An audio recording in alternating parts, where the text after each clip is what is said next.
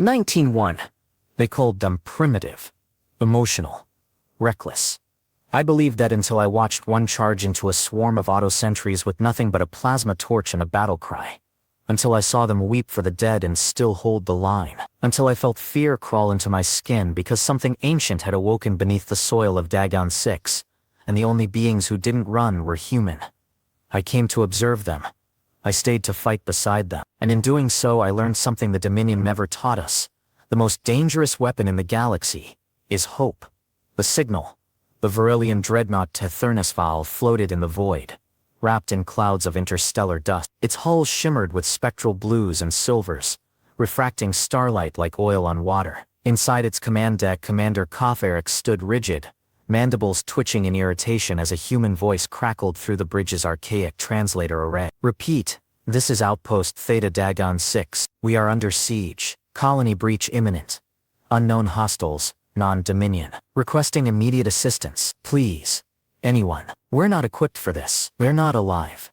The transmission ended in static and silent. Kotharix's second in command, Brovarn, tilted his head. "Shall I scrub the channel, Commander? It's human business." "No," Kotharix said slowly. His golden thorax plates shimmered faintly under the soft lighting.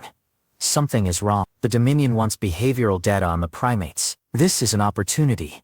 Within minutes, the dreadnought shifted course. Orders were dispatched. He would travel down alone, embedded with a human planetary detachment, officially as an observer, unofficially as a judge. Humans were valuable in their chaos, but unreliable in war. If they were cracking under pressure, the Dominion needed to know before placing further bets on their volatile allies. Dagon 6, Kotharix mused, staring into the murk of the starfield, a mining world on the fringe of human-controlled territory. Low population, high yield, nothing of strategic worth.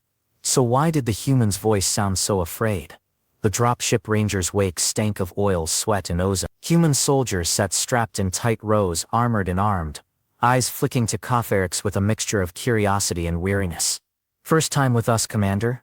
asked Sergeant Helen Dre, the ranking officer of the unit. She was a tall, broad-shouldered woman with cybernetic eyes and a scar that bisected her jaw. Kotharix gave the Varillian equivalent of a nod, a subtle flex of the inner neck ridges. "I'm here to observe," he said. "Not interfere." "Good," she said, offering a crooked grin. "But if you've got instincts, don't waste them. We're expecting a mess." The dropship pierced atmosphere with a roar and slammed down onto the scorched surface of Dagon. The landscape stretched as far as the eye could see, jagged red stone, shattered ore rigs, smoke trails curling from collapsed domes. Static hissed through comms. The outpost had gone silent. The squad deployed. 12 soldiers. One alien observed. A mining facility that should have housed 50 personnel now dark. Within minutes, they reached the perimeter. Scorch marks on the walls, bullet holes, shredded steel. No bodies. No blood. Dre tapped her comm. "Theta Command. We've reached primary. No signs of life. Beginning sweep." Negative return, came a private's voice. "Scanners aren't reading any biosigns, but we've got anomalous energy fluctuations underground." "Mining levels?" Dre asked. "Deeper than that. Substrata." The private's voice dropped. "Weird as hell." Kotharix knelt beside a pile of fused metal. "Not slag. Something organic? Burned but not flesh." "Commander," Dre said, "what do you make of this?" Kotharix extended his sensory appendages. The scent was wrong, like burned circuitry and decayed protein. "Synth bio." He froze. From the mine shaft came a sound, rhythmic, unnatural, repeating in short, exact intervals. A signal, low frequency, not Dominion, not human. Something else. Hours passed. The squad established a perimeter and pushed into the mines, their helmet lights cutting thin beams through the choking dust. Every step echoed strangely. The tunnels were deeper than any mining protocol would allow, entire levels not in the colony blueprints. "Did they dig this deep?" Kotharix asked. Dre shook her head. "We didn't. These aren't human cut patterns." In the lowest shaft they found the first corpse. Not human. Not Varillian. It had no eye. A twisted, skeletal thing of steel tendons and calcified metal. Its limbs jointed in ways no known species would evolve. "Automaton," someone whispered. Kotharix stepped forward, scanning it with his visor. "Old. Older than your species' presence in this sector. Possibly precursor." Then another sound. Clicking. From every direction. The first shot rang out before anyone could scream. Chaos. The tunnel erupted in gunfire and plasma arcs. Machines emerged from the walls. Literal walls. Peeling open like petals. Dozens. Hundreds. Moving like insects but with precision far beyond any hive AI. Kotharix drew his sidearm by instinct. Fired into the fray. Beside him, humans fell. 2 crushed in seconds. Dre's voice bellowed orders over comms, her shotgun lighting up the dark. Kotharix turned and froze. One of the machines lunged from above. His instincts screamed. He didn't move. A human soldier, Private Mendez, shoved him aside, took the hit full force. His armor cracked. Blood sprayed. Move, alien. The human shouted through gritted teeth, firing into the thing's abdomen until it exploded. Kotharix stood paralyzed. I froze. It was not logical, not calculated. It was fear. They fled upward, dragging the wounded, the dying, the broken. 4 soldiers left. The mines collapsed behind them as charges detonated. Back on the surface they counted heads. 7 dead, Dre muttered. Her voice deadened. Mendez is critical. We lost communications. Kotharix sat in the dust. His carapace cracked. He stared at his trembling limbs. He had studied it, understood its hormonal structure, its evolutionary purpose. But this was something deeper, something human. Dre dropped beside him. You're still alive. You did fine. No, Kotharix said softly. I hesitated. One of yours died for it. He made a choice. We all do. She handed him a datapad. You might want to see this. The signal was still pulsing, but now it had changed. It was repeating coordinates, not human ones, not Dominion. Something deeper, something waiting. The first breach. Snowfall wasn't natural on Dag. The atmosphere was dry, choked with red iron dust, but now flakes drifted down. Pale, drifting motes that shimmered in the windless air. Kotharix rubbed a speck between his claws. It wasn't ice. It was ash, ground up polymer, burned composite plate. The machines were disintegrating from the mine collapse, but not all of them. The survivors gathered near the comms array. The structure was half collapsed, its dish sagging like a broken limb. Dre and her second, Corporal Thorne, were rerouting power to a backup relay. Kotharix stood to the side, watching. 7 dead, 1 in critical condition, 4 left alive, 5 if you counted him. You froze, Thorne muttered, not looking up. Got Mendez killed. Kotharix didn't respond. He's not dead, Dre said, jabbing a wire into a circuit junction. And the commander helped us get out. That counts for something. I've seen rookies do better. Thorne snapped. I've seen veterans lose their guts in the dark. She replied, quieter. Let it go. Kotharix turned and walked back to the edge of the crater. Below him, the mine shafts yawned like ribs torn open. Static still bled from the signal on the pad. The coordinates pulsed with new insistence. He could feel it now. A weight, deep in the ground. Watch. Hours later, after repairs brought the comms array to partial functionality, they received a new data burst, a satellite feed, relayed from high orbit. The sky was falling, literally. A Dominion outpost on the opposite side of the planet, automated, remote, had gone dark. The surveillance satellite showed the last 10 seconds of its data feed, a shimmer in the sky, a black spear of energy, silent and slow, then fire, then nothing. Thorne stared at the replay, looping it over and over. That's orbit. We have no vessels in that quadrant, Kotharix said. And the humans? Dre asked.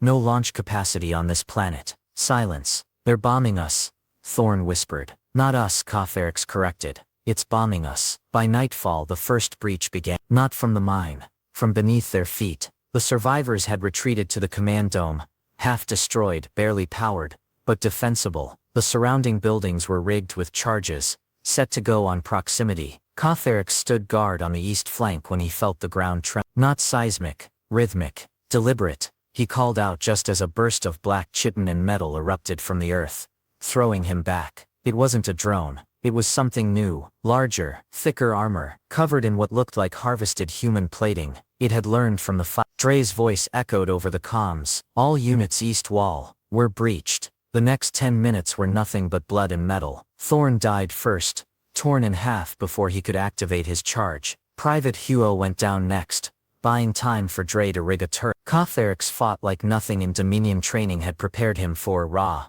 violent, desperate. He leapt onto the machine's back, driving a fusion blade through its mid-spine. The creature screamed. Yes, screamed, with a modulation mimicking human pain. and exploded in a burst of synthetic tendons. When it was over, only 3 remained, Dre, Cotherix, and Mendez still barely breathing, stabilized in a cryo sling. They sealed the breach. For now, but the damage was done. Why us? Dre muttered, staring into the black soil. Why here? Cotherix crouched beside her. You don't believe in coincidence. No, she said, and this doesn't feel random. She showed him a chart extracted from the signal. Coordinate, not just Dagang 6, but a pattern. 6 worlds. All dead, all former mining sites, all buried beneath Dominion or human layers of construction. Cotherix stared. The pattern wasn't planetary. It was geometric. A constellation, a seal. What were we digging up? Dre asked. Cotherix didn't answer, because he didn't know, and that terrified him. The following morning, with rations low and no incoming aid, they made a choice, descend again, into the mine. This time deeper. The signal was changing, adapting. Each loop was embedding new subharmonic, almost like it was responding. We kill the source, Dre said, or we die anyway. Cotherix agreed. He couldn't explain why, only that something inside him, something ancient and instinctive, needed to see it, to face it, not as a scientist, not as a soldier, but as a witness. They descended in silence, back through the collapsed shaft, back through tunnels blackened with scorched metal and blood. The machines didn't return, not yet. The deeper they went, the stranger the walls became. No longer mining drills and steel beams, instead smooth walls of unknown alloy, markings, symbols, not Dominion,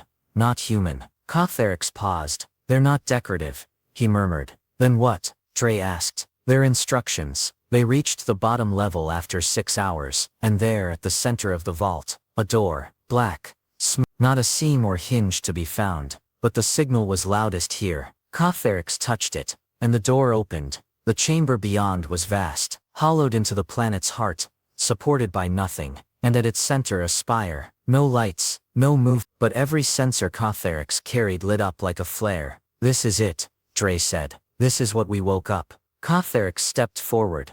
The spire wasn't technology. It was alive, a fusion of metal and nerve tissue, breathing, barely. And when he reached out to scan it, his mind shattered. He saw worlds burning, fleets screaming in the void. He saw machines rising not as weapons, but jailers, holding back something older, a thought, a hunger, a thing without shape, buried in 6 vaults across 6 worlds. And humanity.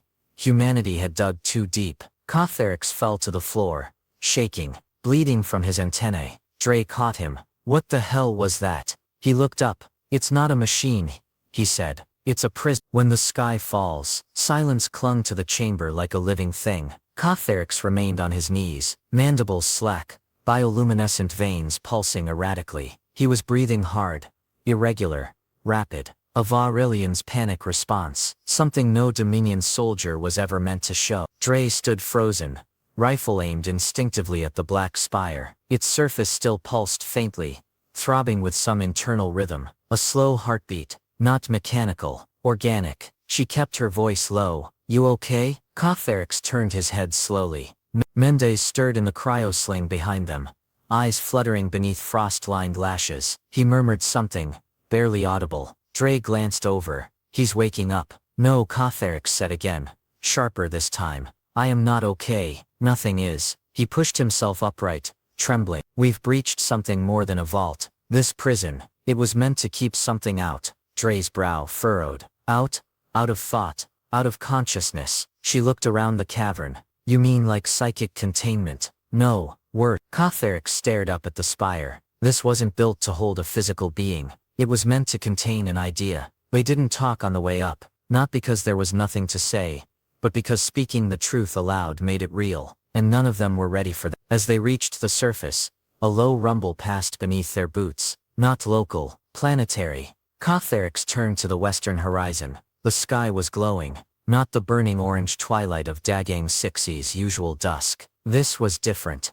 Green, sickly, rippling like fluid silk across the cloud. A plasma storm, not natural, Dre murmured. Moments later the first shockwave hit. The ground shuddered. A low roar grew in the distance, like tectonic plates grinding in agony. Cotherix spun up his visor. Orbital data streamed in. High-altitude objects were multiple entries, hundreds, No transponder codes. Dre tapped her comms. Command. This is Dre on Theta. Do you read? Unknowns incoming. Possibly orbital. Requesting status update. Only static answered. Then a voice, garbled, distorted, repeating evacuation. Skyfall. Not machines. Mimicry. Not real. Then silence. The channel was dead. The first object struck the southern ridge in a blaze of light. But it wasn't a meteor. It decelerated. Controlled descent. Cotherix enhanced the vision. It was shaped like a Dominion ship, but twisted, corrupted. Its hull was smooth, too smooth, and rippled faintly like it breathed. It landed without impact, and then it opened. Something walked out. Cotherix's vision began to blur. Are you seeing this? He asked. Dre nodded. Yet, the thing that emerged looked human, in shape, but its gait was wrong. Too fluid, like a marionette guided by too many strings. Its face flickered, and for a moment, Cotherix saw his own. They ran, back to the comms dome, back to whatever defenses they had left. Mendez was now semi-lucid, his body half-fused into the cryo-sling. Limbs weak but his voice clear. What the hell happened down there? Cotherix looked at him. We opened the door. That thing, Dre interjected. It wasn't a rescue pod. It's a projection. Something is copying us, our tech, our biology, like a mirror. No, Cotherix said darkly, like a mask. Outside lights flickered in the upper atmosphere, more pods falling, silent, controlled, strategic. It wasn't a skyfall, it was a deployment. They set traps, anything they had, turrets, explosives, chemical warheads, from the abandoned refinery 2 clicks east. Cotherix helped. He no longer considered himself an observer. Every moment reinforced it. He was in the presence of something far beyond war or science. This was a cognitive infection, a conceptual parasite, the kind Dominion scholars only whispered about. Myths, ideas that could kill you. That night, they watched the first mimic approach. It looked like Private Huo, the one they lost in the breach. Same armor, same gait, same nervous hitch in the left shoulder. But he was dead, and this thing wasn't quite right. Dre raised her rifle. Huo. It turned its head, smiled, then sprinted. No. Glitched forward, faster than any human could. The turret fired first, shredding it mid-charge. Synthetic gore exploded outward, sizzling into the air. It didn't scream. It simply folded in on itself, flesh turning to ash. No body remained, just silence. Then thump, from the north wall. Thump, east. Thump, south. Cotherix activated the perimeter sensors. 74 incoming signals, all human, all familiar, all wrong. They fought through the night. Cotherix learned what it truly meant to be outnumbered, but not outmatched, because humans adapted. Again and again, Dre rigged incendiaries from damaged drone cores. Mendez, even half paralyzed, used his cryosling's battery as an EMP generator. Cotherix began mapping the mimics' movement, finding cracks in their formations, rhythms in their logic. They were fast, but they copied, and copies break. At dawn only 3 stood. Cotherix, Dre, Mendez, barely alive. Around them a ring of melted snow and ash. A silence that tasted like static. Cotherix's body trembled, not with exhaustion, but something deeper. The mimics weren't trying to kill them. They were trying to learn. Each wave was smarter, more accurate, more... Soon, there would be no difference between human and copy. The sky wasn't just falling. It was being rewritten. Cotherix stared up at the horizon. Another object fell. But this one was massive. Cylindrical. A tower, half a kilometer tall, descending slowly on anti-grav plumes. Not built for combat. Built for anchoring. Dre, he whispered. It's begun. What has? He pointed. Colonization. Not of the planet. Of us. The burden of logic. Cotherix had always prided himself on clarity of thought. To the Varelian mind, logic was more than a discipline. It was a spiritual anchor, the root of civilization. Emotion was chaos. Instinct was flawed. But now, standing beneath a sky stitched with alien geometry, logic had become a blade turned inward. The anchor had snapped, and he was adrift. The tower descended in complete silence. It was not made of metal or stone, but of something else, something that flexed like muscle, but gleamed like obsidian. Veins of energy pulsed along its ridges, pale, thread-like lights that blinked in rhythm. Cotheric's visor began distorting the moment it came into view. Shapes twisted. Symbols bled through the HUD, foreign characters rewriting his UI in real time. He tore the helmet off before it could fry his cortical mesh. Dre crouched beside him, setting Mendez down with a soft grunt. He was unconscious again. His pulse was weak, but steady. "It's broadcasting," she said. Cotheric's antennae curled in agreement. A carrier signal, not just sound. Meaning. She narrowed her eyes. "You mean it's thinking at us?" "No, it's rewriting our thoughts to match its own. It's not just mimicry. It's assimilation." They stared as the tower touched down. No impact, no dust plume. It simply arrived, folding space around itself until it was, and once it landed, everything changed. Colors shifted. Sounds grew muffled. The world felt wrong. Cotheric's grasped for the framework of Aurelian logic to analyze, categorize, control, but the foundation had rotted. The enemy wasn't outside the gates, it was in the mind. Dominion Command finally responded. Not with relief, not with orders, with betrayal. Cotheric's comms flared with an encoded burst, of Aurelian high caste override. "All surviving units are hereby ordered to evacuate Dagon 6 immediately. Contamination status terminal. Human assets are non-recoverable." Dre heard it too. She didn't flinch. "So that's it." Cotheric's lowered the comms slowly. "We're being left behind." "No," she said, with fire in her voice. "You're being pulled out." She tossed him a datapad. "We got one transport left. Automated. Parked at the upper ridge base. You can go." He looked down at Mendez, still breathing. "Barely. You're not coming. I don't abandon my people. And I," Cotheric's paused, "am not your people." "No," she agreed. "You're more than that now." Cotheric stood alone for hours, watching the tower, watching shadows move across the horizon. Not humans, not mimics. Hybrids, new forms, twisted unions of machine, thought and flesh. They stalked with grace, with purpose. No two were identical. They weren't cloning anymore. They were evolving. He remembered Thorne's bitter words. "You froze." But he hadn't. He had changed. And logic, pure, cold logic, had failed. Because logic dictated he flee, but everything else told him to stay. He returned at dusk. Dre didn't greet him. She just handed him a fusion cell and pointed to the crawler. "We're hitting the tower at dawn." "3 of us?" he asked. "3's enough if you're angry and stupid." He looked at her. "I'm both." That night, they planned. Cotheric's analyzed the tower's waveform emissions, mapped the psychic distortions, found a weakness in the subharmonic pulse near the base. "It's how it communicates with the rest," he said. "If we sever that, the others will lose cohesion." Dre smirked. "Cut off the queen's head." "Not a queen, not even a hive." "What then?" Cotheric's paused. "A language that learned how to think." She blinked. "That is terrifying." "Yes," he said. "And logical." Mendez woke briefly near midnight. His eyes glazed, lips cracked. "Are we dead?" "Not yet," Dre said gently. "You should go," he whispered. "Both of you." Cotheric's knelt beside him. "I've watched humans laugh while bleeding, rage while outgunned, hope while surrounded. You should be extinct, but you're not." Mendez grinned faintly. "We're too dumb to die." Cotheric's mandibles clicked softly.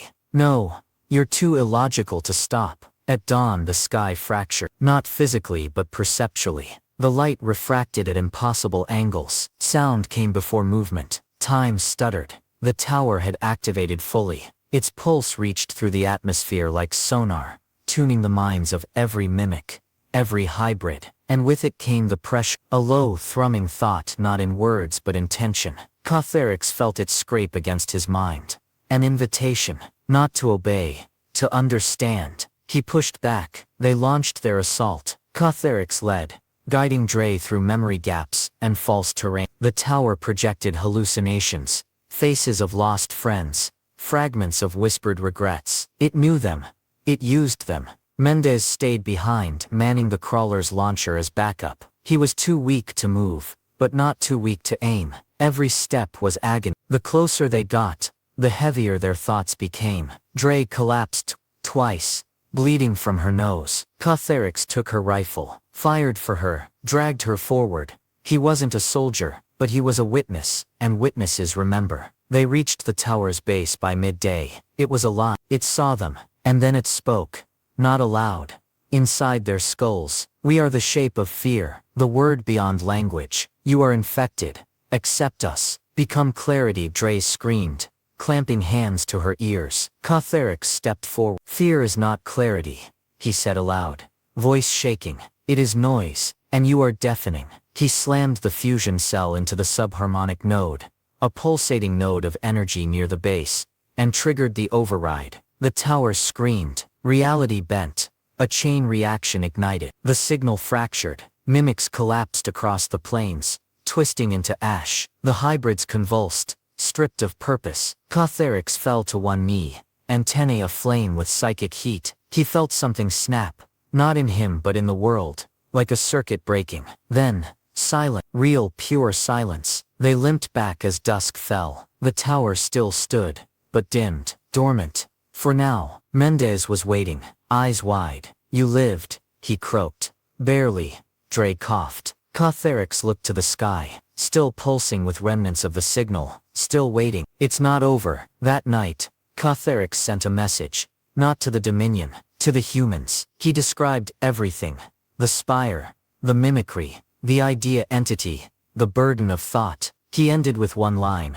I am not your kind, but I stood beside you, and I chose to stay. Beneath the threshold, the signal was quiet, but it had not died. It whispered now, not through speakers or waves, but in dreams. Mendez had begun muttering in his sleep, fragments of symbols, and alien syntax. Cotherix monitored his neural rhythms. They mirrored the subharmonics once broadcast by the tower. The contagion had gone internal. The war was no longer outside. It was within. They had 3 days of silence. Dre spent them sharpening weapons, and checking structural integrity around the crater. Her hands trembled when she thought no one was looking. Cotherix recorded hundreds of sensor logs, recalibrating his neural filtration mesh to reject invasive patterns. It was difficult. The signal adapted, learned his defenses, began speaking in Varillian idiom, in voices from his hatch cluster. It called him by his real name, one he hadn't used in over a decade. Mendez stared blankly into the black sky.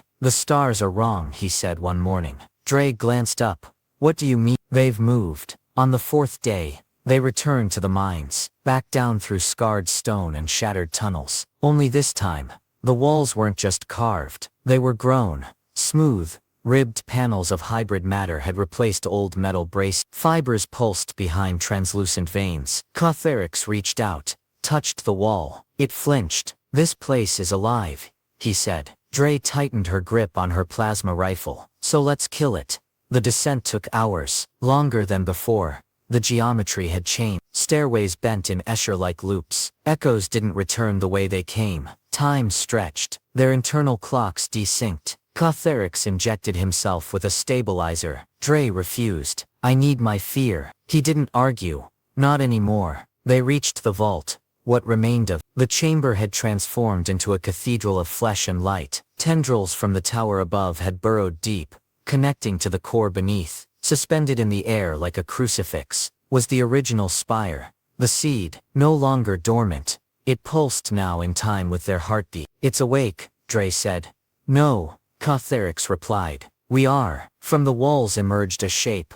Not a mimic. Not a machine. Something primordial. Humanoid. But not. Shifting.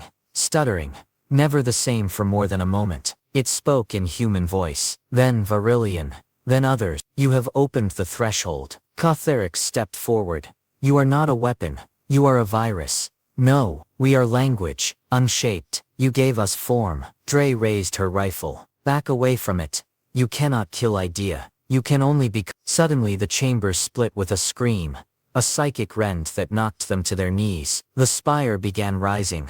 No longer part of the ground but breaking free from it. The chamber spiraled around them as if drawn into orbit. They were at the event horizon of. Detonation won't stop it, Cotherix shouted. It'll only spread. Then what do we do? Dre yelled, clinging to a broken console. He stared at the core, pulses of energy racing faster, faster, spiraling to a crescendo. I have to merge. Dre blinked. What? It's built from minds, thoughts, patterns. I have to overwrite it, inject noise, break its grammar. You're not a virus. I'm fear, Dre. He turned to her. And you taught me what it meant. Dre lunged forward, grabbing his arm. You won't come back. I'm not supposed to, he said softly. He looked down at her. I was born in silence. You gave me noise. Let me give it back. She stepped away, tears welling. Cotherix walked into the light. He merged, not physically, but mentally. He opened every neuron, every memory, his birth, his training, the screams in the mine. The moment Mendez pulled him from death, he poured in contradiction, illogic, hope. The entity convulsed. It tried to adapt, to replicate, to mimic, but it could, because it couldn't understand why someone would choose to die for others, because that wasn't rational, because it wasn't safe. Cotherix smiled. If such a thing was possible for his kind. And then he detonated his neural mesh. A shockwave ripped through the mind. Dre shielded her eyes as light consumed the chamber. The entity howled in 1,000 languages, each syllable fracturing into meaningless sound. Then silence, real silence, not empty, free. She found herself outside, above ground. The mine entrance had collapsed behind her. No signal, no tower, no skyfall, just wind, and a blue sunrise. Mendez lay beside her, blinking, dazed but breathing. She cradled his head. He did it, she whispered. He stayed. A week later, Dominion scouts arrived. Too late. They found 2 humans covered in ash and scars, and one shattered neural core cracked but still pulsing. Inside was Cotherix's final message. Just 3 words. I understood fear, the day I fought beside humans. The shuttle's engines hummed as it descended onto the surface of Dagon 6, its belly streaked with ash from entry. Dominion Marines disembarked with mechanical precision, surveying the scorched remains of the outpost. No structures remained intact. The tower was gone. No debris, no trace, just a smooth crater, blackened and still hot to the touch. They found the survivors at the edge of the crater. 2 humans, one standing, one resting. Sergeant Helen Dre looked up at the approaching Marines, dust covering her face like war paint. She didn't flinch, didn't salute, just asked one question. Did you bring a recorder? They took her statement in fragments. She told them of the mine, the signal, the first breach, the machines, the mimicry, the tower. She told them of Cotherix, of what he did, how he walked into a god's mind and didn't flinch, how he broke it not with weapons,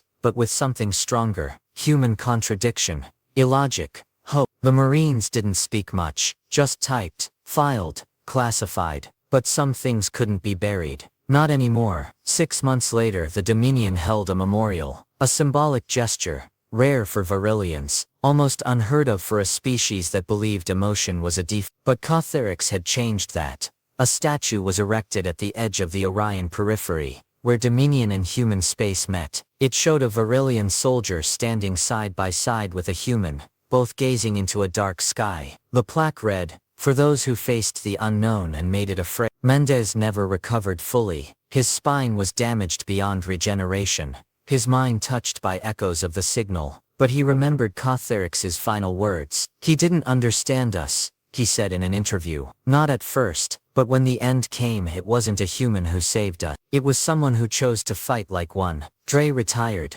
They offered her command, medals, honors. She refused. Instead she traveled, to colonies, to frontiers, to battlefields where Dominion and human soldiers fought together. Still unsure of each other, she told them story, not of monsters, but of choices, of how fear isn't weakness, it's fuel, and how the greatest warrior she ever knew wasn't born on Earth. But some truths couldn't be spoken, not without sounding insane. She never told anyone what she saw in the crater after the explosion. That for one brief second, as the tower disintegrated, she saw Cotherix, not his body, not a ghost, but a shimmer, a presence, looking back at her, smiling. Because the entity didn't just die, it felt, it remembered, and it took something with. But Cotherix, he left something behind, a fracture in the Dominion's logic. A crack in the wall between species, between minds, a bridge, somewhere, on some distant world, where signals flicker in the static. Another echo of the shape stirs, but this time, it does not speak with hunger, it speaks with memory. And in that memory is a name, a choice, A moment, the day of Aurelian chose not to observe, but to fight, beside humans, and in doing so became one.